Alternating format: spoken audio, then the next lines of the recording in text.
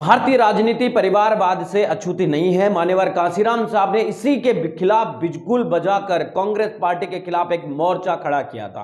परिवारवाद के खिलाफ लड़ाई लड़ने वाले कांशीराम जी इस बात को जानते थे कि एक समय उनके ऊपर परिवारवाद के आरोप लग सकते हैं, इसलिए उन्होंने सार्वजनिक तौर पर एक चिट्ठी लिखकर अपने परिवार से, रिश्ते नातेदारों से रिश्ता तोड़ लिया था। उन्होंने कहा कि अब यह संपूर्ण बहुजन समाज ही मेरा परिवार है, ये संपूर्ण बहुजन समाज ही मेरे रिश्तेदार हैं। और यही वजह है कि उत्तर प्रदेश की जनता ने बहुजन समाज के लोगों को या मान्यवर कांशीराम साहब को एक बहुजन राजनीति का नायक मान्यवर कांशीराम साहब बनाया। बहुजन समाज पार्टी के संस्थापक मान्यवर कांशीराम साहब राज्य परिवारवाद के खिलाफ थे। सख्त उन्होंने अपनी विरासत को जो है परिवार के किसी भी व्यक्ति को देने से परहेज रखा। उन्होंने अपने परिवार के कई सारे खास जो लोग थे उनको भी अपने आप से दूर रखा। लेकिन आपको बता दें कि आज बहुजन समाज पार्टी के अंदर बहुजन समाज पार्टी की सुप्रीमो मायावती जी ने अपने भतीजे आकाश आनंद को अपना उत्तराधिकारी चुन लिया है। उन्होंने साफ तरीके से अपनी all India Bahujan Samaj party की बैठक में कहा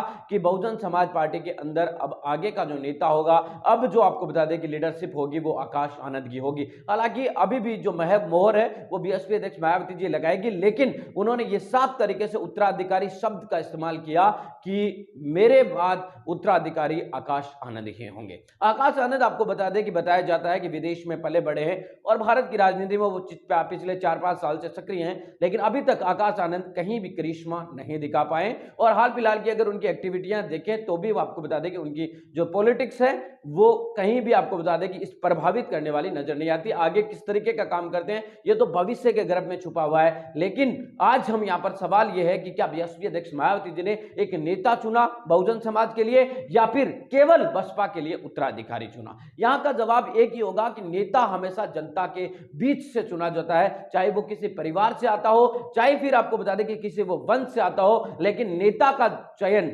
नेता का चुनाव उनकी जनता करती है। उत्तर प्रदेश के लोकसभा चुनाव के अंदर मुझे लगता है कि आकाश आनंद को उतारना चाहिए था। आकाश आनंद को अगर चुनाव लड़ाया जाता लोकसभा का और लोकसभा के चुनाव में आकाश आनंद चुनाव जीतकर आते और उसके बाद अगर आपको बता दें कि उन्हें पार्टी की विरासत सौंपी जाती तो शायद एक नेता के तौर पर उन्हें माना जाता, क्योंकि नेता लोकसभा का जनता चुनती है। अगर जनता सारी मिलकर आकाश आनंद को लोकसभा का संसद सदस्य बनाती तो फिर आपको बता दें कि एक तरीके से हम ये देख सकते थे कि वो नेता के द्वारा, जनता के द्वारा चुने हुए नेता है।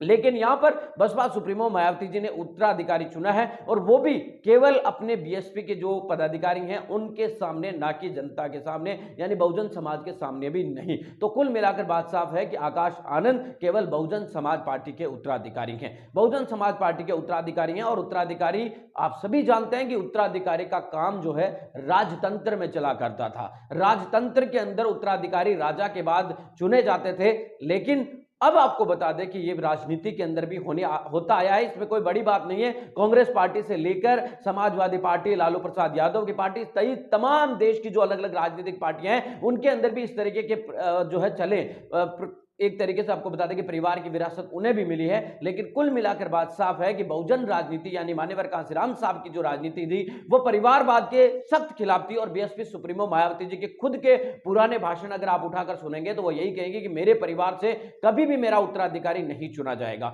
उन्होंने यहां तक कहा था कि मेरे परिवार में कोई राजनीति के अंदर नहीं आया, लेकिन वक्त बदला, हालात बदले और समय के साथ आपको बता दें कि सब कुछ बदलता गया।